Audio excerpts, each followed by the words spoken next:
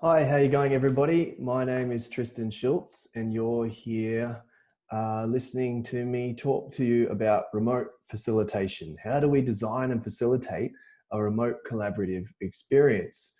Thank you very much, IBA, for hosting this event and asking me to provide this information to you, and I hope it's really useful. So first of all, I'd like to acknowledge the traditional owners and pay respects to all First Nations peoples wherever you are. For me, I'm here, Gulligal, Burleigh Heads, on the Gold Coast, on Bundjalung and Yugambeh country, and I myself am a Gamilaroi man, and I've grown up here at Burleigh Heads for most of my life and call this home. So today I'm going to give you a pretty big introduction and then go into some other things. Usually I would talk to you about being in this room. If we had participants and I was talking to you live, then I would be describing to you that we're in a Zoom meeting here and there's etiquette around that. There's a chat feature and you can maybe do a thumbs up if you agree with something I'm saying or wanted to confirm that you'd heard. You might put yourself on mute so that people can't hear the kookaburras in the background. And you might even be okay to turn your video on or off if you were in a real Zoom meeting with me right now. So who is this for, remote facilitation? Well, it's actually for anybody. If you can write an email, this is okay. This is for you. I've set this presentation up at the level of the kinds of people that can just be computer literate enough to write an email. They will be able to understand the tools and the techniques that I'm describing here. But why? Why is it important to even do remote facilitation? Well, good facilitation is the difference between a well-intended objective being a waste of time or a powerful designed experience that help people elicit the very best efficiently out of a group of people. And I do a lot of this in my work as a strategic designer, and usually a lot of it face-to-face. But because of COVID-19, the last few months has seen me really do a lot of it in remote circumstances as well, using platforms like this, Zoom, and tools such as what I'm going to show you. So today, the agenda will look a little bit like this. We'll go through some principles and people that would be in the room, and then some facilitation tools and strategic tools. And then I'll show some examples and do a quick glance as well. Don't worry about the breaks. When we do this live, we would obviously usually provide some breaks as well. And we might even get through it a bit quicker than that timing too, as you can see in the recorded video and the amount of time that this video says. So I am the founder and co-director of Relative Creative. We are a strategic design consultancy based on the Gold Coast here in Australia. We design communication, strategies, services, experiences, and events that help people think, talk, and mobilize sustainable futures. And we do this under the rubric of design work, where we collaborate and respond and deliver on responsible consultancy briefs, or design lab, where we are connecting and experimenting and facilitating and sharing our design and research and strategies and ideas through grants or other structures. And we also provide some resources for people to download, and some other bits and bobs as well, such as publications and videos that I've also done. This is me, Tristan. I am shaped by my Gamilaroi Aboriginal and Australian heritage that shapes my extensive interdisciplinary experience. I also have a Bachelor of Design, a Masters of Design Futures, and a PhD in design. And I've published and spoken in numerous journals and book chapters and conferences. I'm also the Honorary Adjunct Fellow at University of Technology, Sydney. So this is usually what face-to-face facilitation for me looks like. These are pictures of different yarning circles that happen in different facilitated workshops that I have run. And we usually have a big yarn and do some visual pattern thinking. And it looks a bit like this, with cards on the ground after people have drawn on them. And we let those patterns speak back to us. Unfortunately, this can't happen in a remote situation, obviously, but as a kind of a taster of what I can provide, what I provide when I'm doing remote facilitation, we can do it a little bit like this. So if I just press escape here and show you, we could ask people on the call right now to say, pick, which card they like, and we could bring it across and we could create our own circle. And I could ask people by asking them to say it in the chat. So write, 3 down, 2 across in the chat or something. And then I can ask people to, write some words about what they mean by picking that image. How does that represent what they're trying to say? So that's worked really well in many contexts. And I'll give you some examples of a little bit more later on.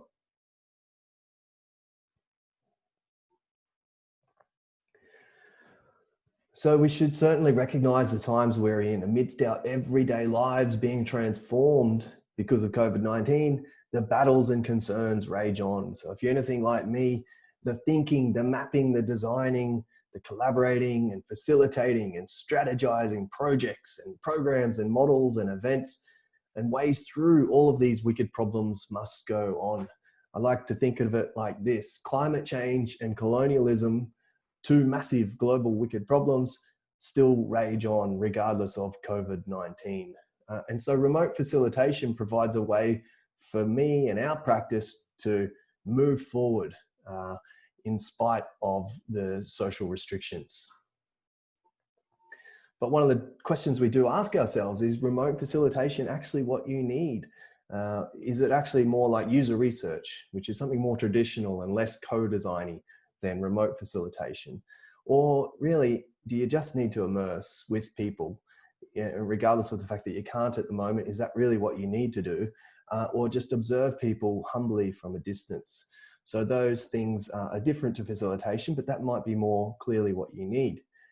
But if the answer is yes, it's because you've decided there is a strong enough reason to gather people up and expect them to share their stories and collaborate with you over a Zoom video conference or some other platform online. And so if that is the case, if facilitation is what you need, the next thing to really understand is facilitation and co-design engagement is a design project in and of itself that takes a considerable amount of effort to put together before any event occurs. And so much of this presentation is to help you understand the kinds of things to consider in order to begin. So how do we design a remote collaborative experience? Well, it's not just about sending an email or asking people to fill in a spreadsheet or just video conferencing.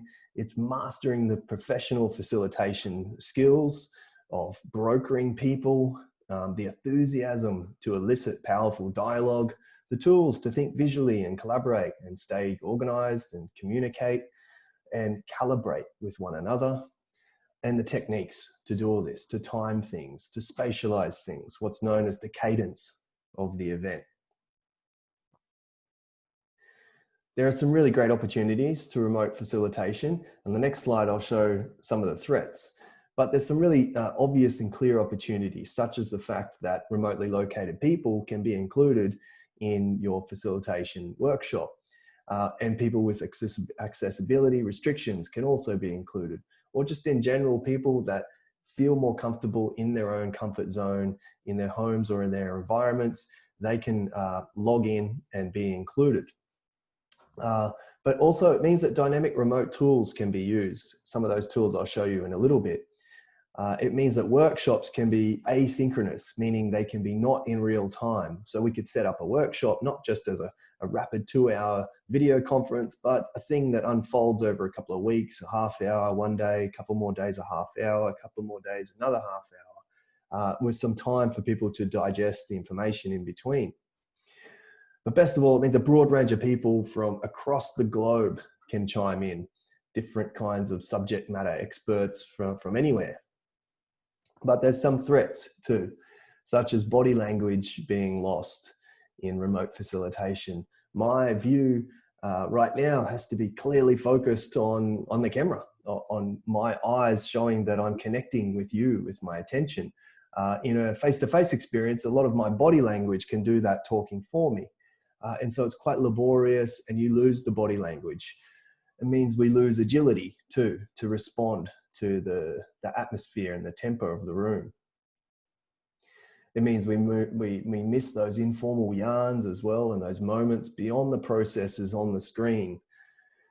And the next two are a little bit more philosophical, but they are occurring. What's going on with remote facilitation is this technology is mediating our ability to communicate with one another.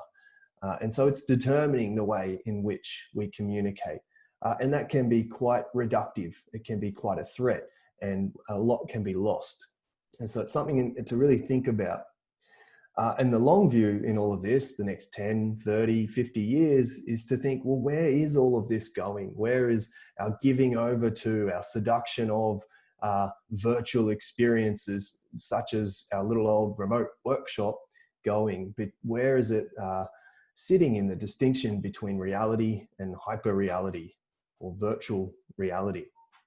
And so these are considerations that lots of philosophers and people are thinking about right now, as artificial intelligence and our giving over to the virtual experience becomes more and more, inverted commas, natural. So a facilitator really should be involved in all stages of a workshop. I know that I certainly always am. If I'm asked to be a facilitator, then I'm always interested in understanding all of these components of a workshop. So the proposing, the recruiting, planning and designing of the workshop itself, then the pre-event communication, and then the event occurs. And then we need to make sense of that event and give back the information to people, and evaluate how it all went, and provide ongoing communication. When we consider that as a remote workshop, it can get a little bit trickier as well. So if we're proposing, we need to assure that our stakeholders are technically literate to conduct this remotely. So who are we partnering with, and do they have the ability to pull this off with us technologically? When we're recruiting actual participants, what is technically required of them? Obviously, an internet and a computer, and have they got the ability to engage in those systems? And when we're planning, we would be testing the technologies and getting backup phone numbers. And when we're designing the event, we would do that while iterating with the tools that I'll be showing you later on in this video. Pre-event communication, whether remote or face-to-face workshops occur, it's always good to send out that pre-event communication. And it would usually include, readings, where to get to what site. Well, same in a virtual workshop. Where to get to what site is, here's the link to get into this virtual room, and the technical requirements you'll need by the time the day comes to be able to get to this room.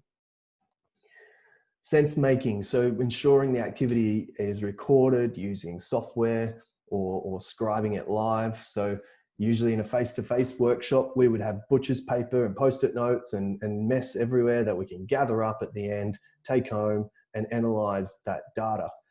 In a virtual workshop, we need to make sure that our Zoom is recorded, our video conference is recorded, or that scribing is going on, people are taking notes, or other visual collaboration tools that I'll show you on later on.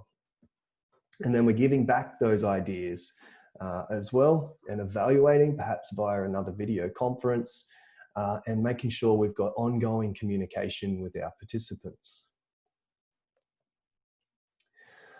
So what are some of the principles to remote facilitation? The last few months, I've been doing a sweep of how people talk about the different principles to facilitation and remote facilitation. And I've kind of come up with the 11 that feel right for me. And I'd like to share those with you now. So we certainly need to be flexible in facilitation, and particularly in remote facilitation. There's not a one size fits all to remote facilitation. There's lots of different tools out there, so we need to try on a few sizes before we decide. We need to continuously reflect and iterate and be adaptable and think on our feet. So we can't be married to the processes and the technologies if they're just not working, and we need to throw that out and change it up. But at the same time, we need to be structured. We need to scaffold the experience with a number of engaging steps. If that's not done, then it's not facilitation. It's just an open yarn, an open dialogue. A facilitation is about scaffolding the experience to make sure that we're getting the best out of people in the amount of time that we have. And we would share that structure beforehand so people are prepared to know what's coming up. We would structure the tool's settings so that the access and use during the facilitation is for the benefit of the workshop. So for example, if you've enabled the virtual waiting room in Zoom, you would maybe turn that off once the Zoom had started and enough people were in, so that you can get on with talking in the workshop. Send out pre-work materials and design those materials with clarity. So as I go through these slides, I invite you to press pause and just consider each of these dot points as well for yourself if I sweep over them quicker than what I've written there. So we would be participatory. We would prioritize collaboration. That is what facilitation is. It's about facilitating a means for two-way dialogue to occur, not a one-way dialogue such as this, not just me lecturing in a webinar, but an actual facilitated experience. We would help people participate through that dialogue. That might include rapid surveys or prompts such as, write yes or no in the chat section of the video conference. We'd certainly switch off notifications to our other devices.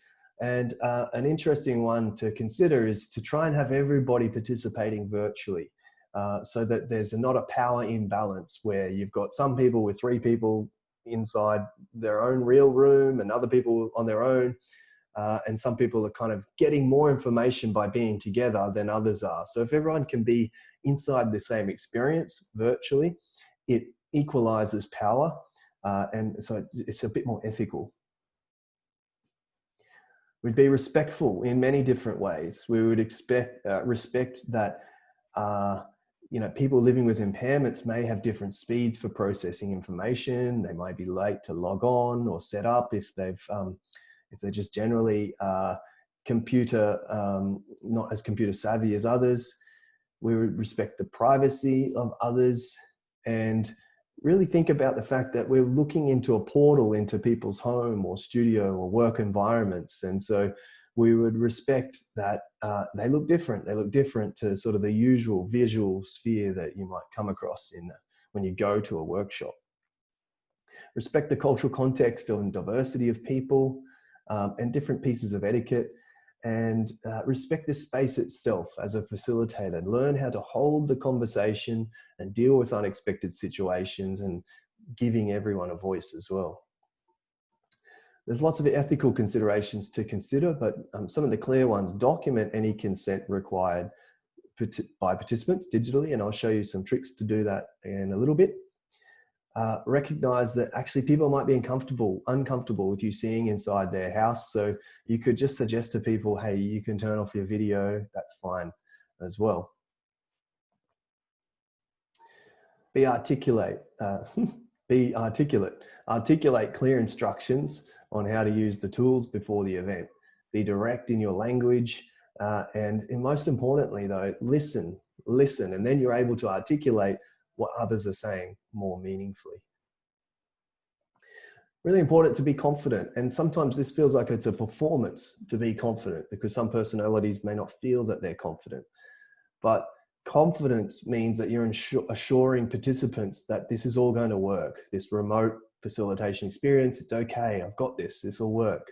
And at the same time, imbue others with that humble yet confident agency to have the floor to speak when it's right for them to speak as well.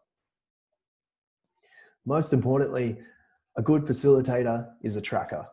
It's a facilitator's role to track the patterns of information going on and share that tracking in real time as the event goes on. So you're making sense on the fly and live and finding the right ways to summarize to people the pathways, the journeys, the directions, the overall landscape that seems to be building during the conversation. So it requires you to actually be in 2 headspaces at once. You're thinking about the process, the agenda, the schedule, when's the right time to chime in and ask a new prompt question. But you're also there to think about the content with people. You're there to understand and empathize with people, what they are trying to think about, and provide some guidance and feedback in that regard too. Most importantly though, track the patterns of information in the event and give that information back in a legible format to everyone involved after the event as well. So be human.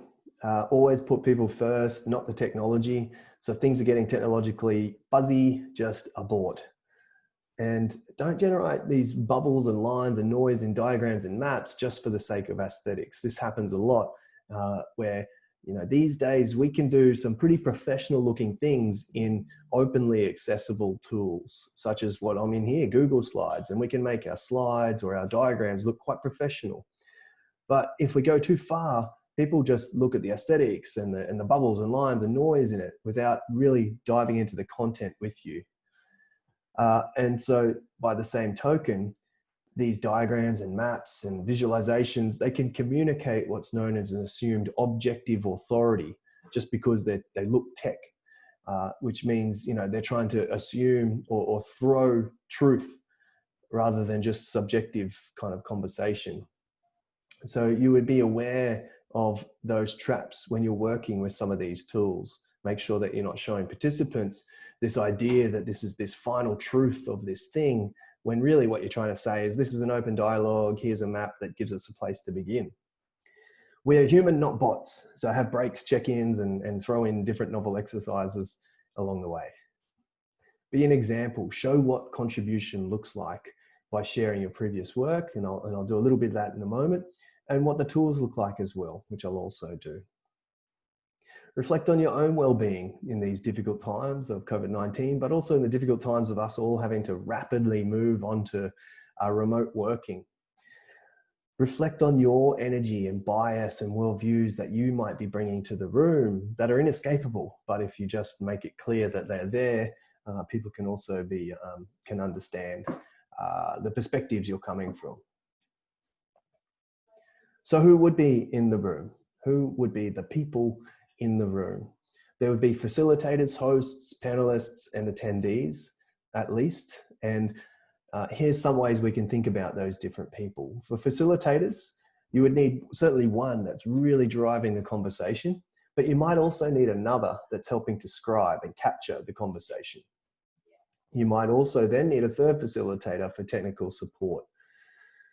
There would be hosts, and the hosts might be a client or a key partner or stakeholder or something, and they might be in the video conference. And it's really important that everyone knows they're there in the video conference. It's not like in a face-to-face workshop where we can see a body over there, therefore we know. In a remote facilitation, everyone needs to make it clear that everyone knows who's in the room. And so a partner would chime in and say, hey, I'm from IBA, and yeah, you know, I'm here to listen. But by the same token, a host or a client or a partner wouldn't just be a passive observer. You would hope that they're being active and contributing to the conversation. And that would be the same with the panelists too. With the panelists or subject matter experts, you would hope that they're being active and not coming into the room without people knowing they're there. And participants or attendees. So there's some general rules with video conferencing. If you've got about 12 attendees, you could just have an open dialogue where everyone can see everyone can hear everyone. But if you have more than that, it's actually something different. It's called a webinar or a conference style with Q&As and things like that at the end. And I'll show you some dot points and examples a little bit later that explain the differences between those and the settings you might put through Zoom, for example. And then there's some really practical requirements that those people would need when they are remotely participating. So they would need at least these things: access to a laptop and a desktop or a desktop, preferably not a phone, because a phone is a really small screen, which means that if you're doing visual collaboration, like I'm about to show you, it's really hard to see what's going on the screen. Certainly stable internet, webcam, headphones with the microphone, preferably plugged in so that it doesn't have any lag, confidence using the computer, access to a well-lit private room, which is really important because when you go to a face-to-face workshop, you are going there and giving yourself over to that room and deciding that you will divulge information to, within the privacy of that room. When you are in your own home, and as a facilitator talking to a participant, we're not sure who's in the other room in that participant's home, or to what extent that participant feels comfortable to talk, because all we can see is just the parameters around their body. And so it's encouraging, it's nice to encourage participants to think about setting themselves up in a place where they feel confident to say the things that they would like to say. Backup person for help. Different people might need, a second person to chime in and help log in or help show where the chat room is, etc. We would get phone numbers and alternative contact information in case things go wrong and we need to say, look, we'll just call you up. And we would bring enthusiasm to the room. So what are some facilitation tools? Well, before we go into those, there's some things to consider about access to tools. So we need to think, what access to any tools do people have? It's what's known as the operating environment. What is the standard operating environment for people? If people are working inside an organization, logged in inside an organization on a computer that's owned by an organization, usually that organization sets the operating environment based on what is safe, consent, transfer, and storage or data policies. So for example, that organization might say, everyone has to use G Suite or everyone has to use Office 365. And that's fine. If people aren't inside that system, they might still have subscriptions with it. But it means that they may only be able to use those tools, or if they use other tools independent from Google or Microsoft, the system might not let them into it, or it might. So we just need to get that understanding from our participants. But there's almost always some kind of workaround. But that's all a part of the design phase of a remote facilitation event, is really understanding the operating environment of all of your participants. So there's at least these 6 ways to think about facilitation tools. There's organizing tools, sharing tools, communicate anytime tools, communicate in real time tools, visual collaboration tools, and atmosphere setting tools, which is just a fancy way to say Spotify or YouTube to provide some music in the background or something. So I'm going to go through each of these, except the last one, page by page. So you can see on each of these pages, every time I've bolded a word, that's the name of a tool. And if you'd like to pause and then Google the name of that tool, you can go ahead and explore. So organizing tools, you would schedule and project track and recruit and get consent with these kinds of tools. And if I whip across to the project tracking column at the end, the most popular tool for an all-in-one stop shop project management tool is either Asana or Basecamp. But there's a simpler one that I personally use called Trello, and I'll show you the interface of that in a moment. For sharing tools, these are the kinds of things where you can online do dynamic shareable documents and record and transcribe and share back together. So sharing tools such as Facebook or WhatsApp actually could just work fine. Or there could be more dynamic tools like Google Drive. Inside Google Drive, you have Google Docs or Google Slides, which is what this slide show is, or Dropbox Paper, which I'll show you in a moment too. And in any of those tools, multiple people can be inside that tool, adding content at the same time. For recording tools, well, I've pressed record on this Zoom video conference in order to make a video to then upload and share with you all. In Mac, there's a thing called QuickTime where you can do an audio screen recording in the same way. And there's a couple of more advanced ones as well. And for transcribing, there are transcription services out there, Rev and Otter, some of the world's more popular ones. But you would certainly scrutinize those transcription apps to understand the employee pay rates. Basically, how much are people getting paid per word? If you're giving them a video and that video has thousands of words in it that they've got to transcribe into a Word document. How much money are they getting paid per word? And do you see that as equitable? Communication anytime tools. So asynchronously, not in real time. Again, WhatsApp or Facebook do this already, but there's dynamic and more professional tools such as Slack. And I'll show you that interface in a moment. It's a combination of instant messaging and kind of informal communication and bookmarking all in one. I use it a lot. Communication in real-time tools or in synchronous tools is video conferencing. I've given some extra dot points here for Zoom, but their competitors are Google Hangouts and Microsoft Teams, and also Skype, which has been around for some time, is really starting to pick up its game again. And there's another one out there called House Party, which is a bit more of a new and novel, light-hearted app for face-to-face social networking, but I think it could provide some useful facilitation experiences if you're trying to get a more jovial atmosphere. But if you've got a free Zoom account, take note, you can only host a Zoom meeting for 40 minutes and up to 100 participants. If you have a pro account, you've got it for 24 hours and many more participants. If you want to actually host a real video webinar now, where you have hundreds, if not thousands of participants or audiences out there who can't see each other, or so what are known as view only, you have to pay a little bit extra. You have to do an add-on to your pro account.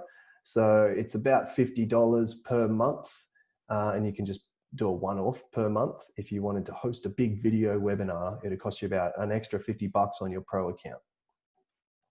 That means you can get into Q&A and polling and all sorts of things. And again, conference room is another amount on top. Visual collaboration tools, you might not have heard of as much. Tools for thinking and drawing visually together online. So there's some basic visual collaboration tools inside Google, inside the Google suite. Google Drawing, Google Slides, Google Docs, all of those things. In the line tool, if you drop down, there's a scribble tool, and you can use your mouse to just scribble, and you can be scribbling together, sharing the same document. So that's kind of a tricky way for what's known as a virtual whiteboard. Google and Microsoft have made their own cleaned up interface of that called Google Jamboard and Microsoft Whiteboard. And if you've got either a Google account or Microsoft account, you have access to those. Mixed is an independent one, and I'll show you that one in a minute too. But there's more dynamic ones that I'll show you. MindMeister is a flowchart tool. And then there's professional ones that are sort of paid accounts, such as Miro. And some other things on there that you might like to have a look at too. So assuming that you have a structure for engaging, what about the methods and content to actually place in your structure? So I wanted to share with you a couple of strategic tools that are online that you might also include in your facilitation experience, such as the World Economic Forum Strategic Intelligence tool, where it helps you explore and monitor issues driving transformational change across economies, industries, and global issues. And it looks a bit like this. So it's a sunburst diagram, and you can click in and move around. You can change the topic that's on the inside and do all kinds of things. It's really fantastic. Another one that's really great that works on an app really well on a phone is the Erupt Drivers of Change. Helps you investigate key global issues and trends driving change. So you could click on climate change, for example. It gives you another triangle of a set of subcategories for climate change. You can click on those, etc. And so you could ask people, say at the start of the workshop, when you still want that big and blue sky thinking, to go into one of these tools, have a play around, decide on their main concerns and interests, and maybe take a screenshot or something. And across 50 participants, you can see a pattern of all the different topics and concerns and interests that people most want to bring to the conversation. There are also design thinking tools out there. So if you were to Google any of these words, these terms, you would probably come across at least a free downloadable PDF toolkit or an interactive site that guides you through some simple design thinking steps. And then there's some more critical ways to think about design thinking too, such as Googling any of these terms will get you there. So to think more systemically, or to think in relation to a circular economy, or to think about the future through designing fictions of the future, or to think about transitioning to sustainable futures through a transition design guide. And in our own resources, we have a relative creative guide that you might look at as well. And then there's social impact or social business model kits too that I find useful. Models of impact, if you Google that term, you'll come across a toolkit that uses a 20-sided dice, and you could use a digital dice just by Googling, give me a 20-sided dice. And it talks about impact models and revenue models, and you throw the dice and you mix the two up and try and come up with a social business model. Remodel kits are a more elaborate kind of, ongoing kit. Okay, so relative creative examples of doing remote facilitation. So I just have a few slides here that give you a quick view of doing remote facilitation. So this case study shows the IBA Futures Forum Business Models virtual workshop that I facilitated a few months ago through video conferencing. And it's a follow-up satellite event to the Futures Forum event that we actually did face-to-face last year. So in this virtual workshop, we just had a small piece of work to do to synthesize the Indigenous business models into one main business model. And so I made a whole kind of interface using my Adobe Illustrator software program, and shared the screen of that program and had the participants tell me where to move and place things as we had that yarn and that mapping and that template making. So we did that all in about 3 hours and it worked really well. In an entirely different context, this is a client project scoping virtual workshop. So this was for the purposes of providing a report, a proposal, and a guesstimate quote to design and do some strategic work for a client. So we undertook visual dialogue and mapping methods using Google Jamboard interface, a virtual whiteboard. And you can see there the example where I set up different post-it notes and templates to help us through a conversation. That all took that was about a 3-hour workshop. And an entirely different circumstance again, a response to an artist's photo exhibition. So in early May, I was invited to respond to an artist in an exhibition. Couldn't do it face-to-face. So my approach was to facilitate a virtual whiteboard interview where with the artist, where I put all of her photos on the screen and we scribbled over them inside this whiteboard. So she was somewhere else in the world scribbling on it and I was scribbling on it, and we were looking at the same screen. We recorded the session, published it on YouTube, and that now becomes the response, all done in an hour. Some things coming up. For us at Relative Creative, big projects with lots of participants, a Tonga long-term emissions strategy where we'll facilitate at least 3 online workshops with up to 40 people each in Tonga, except we're here and they're in Tonga, unfortunately, because of COVID-19. And we'll be exploring visions and pathways for a 2050 zero carbon Tonga. We'll continue our work with IBA Futures Forum, facilitating multiple layered workshops and events online all over 2020 with different Indigenous social change agents.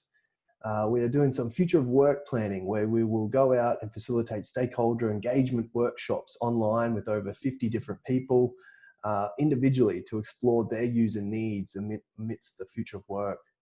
And the HOTA Indigenous framework where the Gold Coast Arts Centre, HOTA, we're facilitating workshops with Gold Coast community, exploring what a respectful, collaborative arts centre Indigenous framework could be.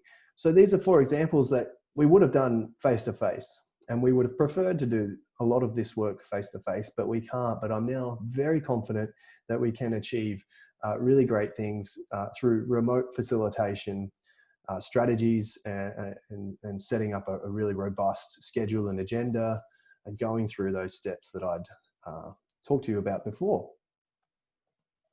So let's have a quick glance at, first of all, I guess the 10 or 11 steps, 10 steps that at a really basic level, what I would go to consider any facilitation agenda. And then I might build inside these steps lots of different nuance and detail, or change them up a bit. But there would always be some sort of respectful opening in Australia, such as an acknowledgement or a welcome, or in another country, some other version of what's the right respectful opening, an icebreaker of some form, a virtual room rules and etiquette conversation about, you know, how we conduct ourselves in this video conference. Then we would talk about the agenda. And then in the dark gray there, some of the more design-based considerations and strategic mapping-based methods that I'd bring to a workshop. We would do virtual yarning. So from an Indigenous perspective, we would draw on Indigenous knowledge and value Indigenous knowledge methods and processes to do yarning circles, and add to that visual dialogue patterns, as I showed you earlier.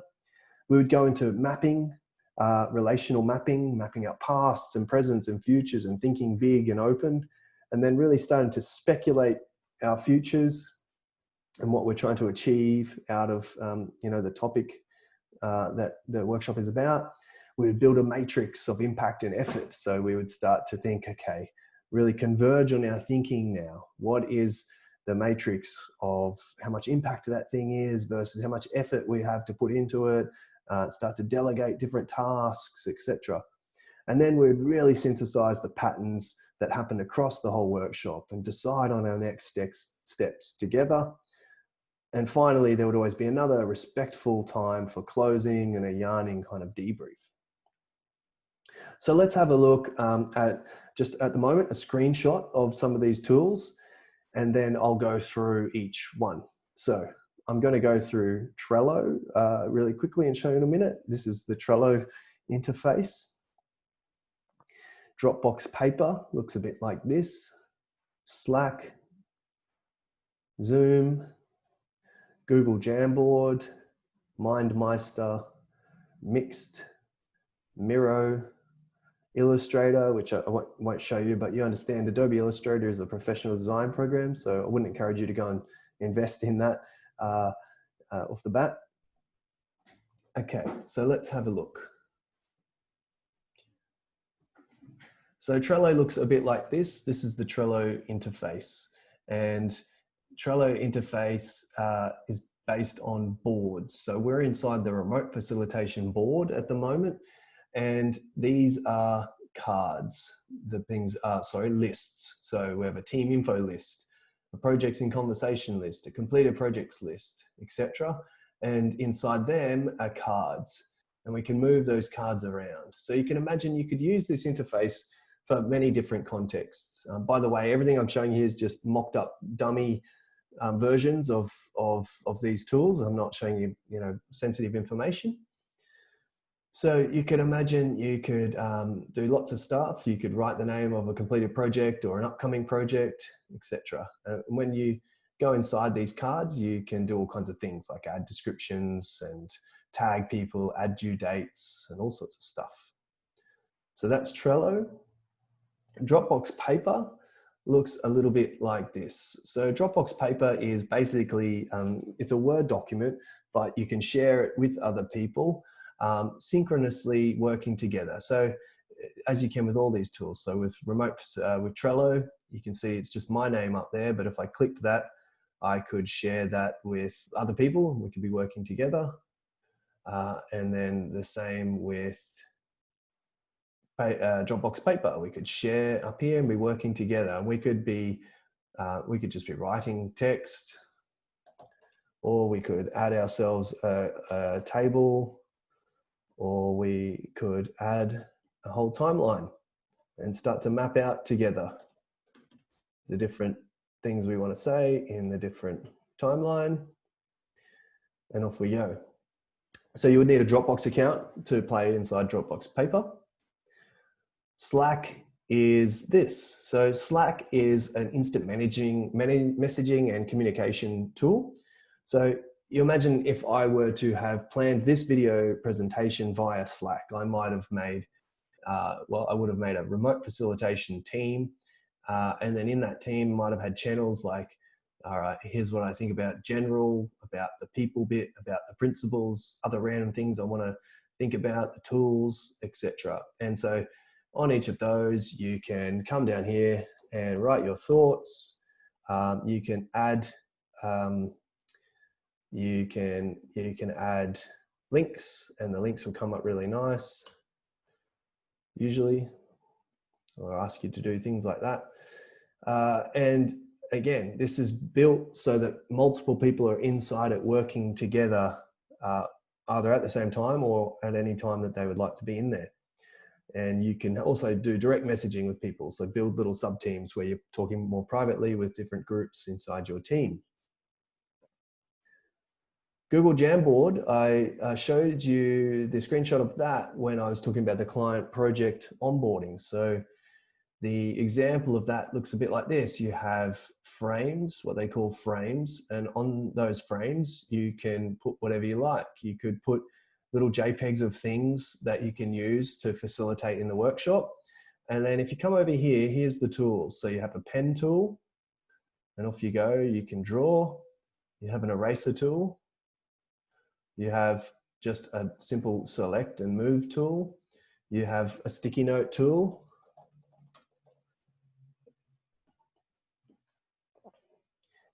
You have an add an image tool, and you have a really flashy laser pointer tool.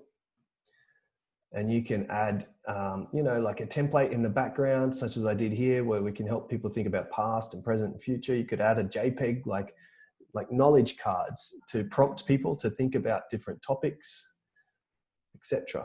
So that's Jamboard. MindMeister is independent from Google and Microsoft, and it's what's known as a flowchart or a mind mapping tool. So quite simply, you can put a topic in the middle, and then off that topic, you can press plus and make a new subcategory. And then off that one, you can press plus and make a new one again. And each of those times, you can come over here and change the color and do all sorts of interesting things. We can also add image and video in here as well, and be sharing it at the same time with others, should you wish. Mixed, I find really great because it's completely independent from Microsoft, Google, all of them fellas, but you can just go straight in, just log in with an email, free, really simple and clean.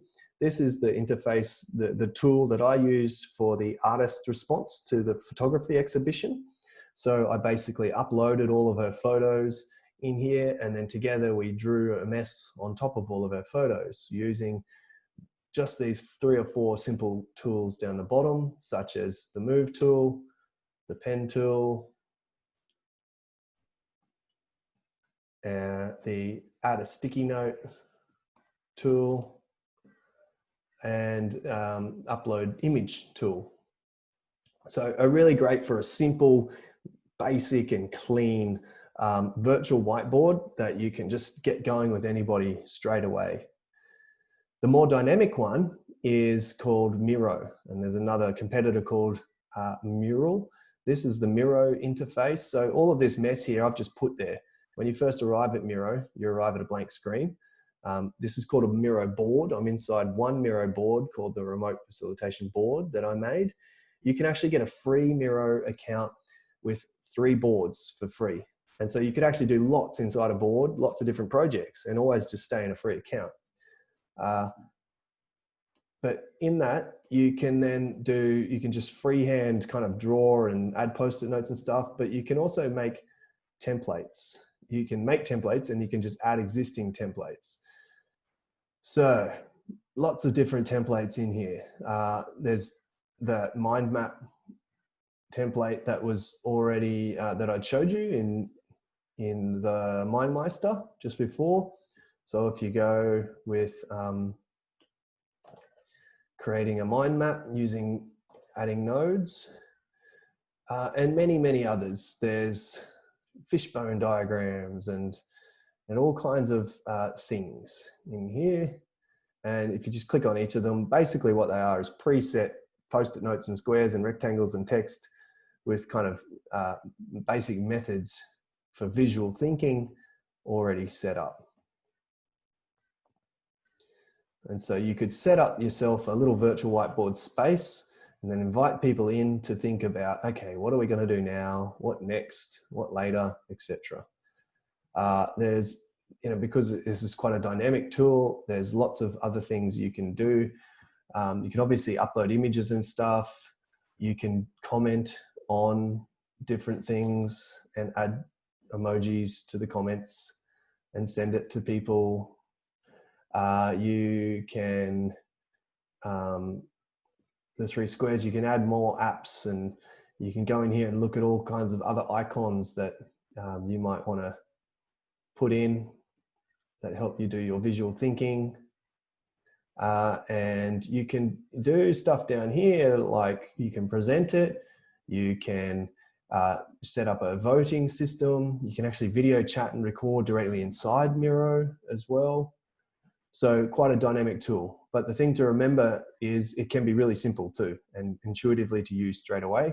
You can collaborate in real time with other free accounts, and you can have up to 3 boards for free. So that's the end of my presentation. Thank you all very much for listening in today, and I hope that this has been useful for you, and I'm sure I'll see some of you around.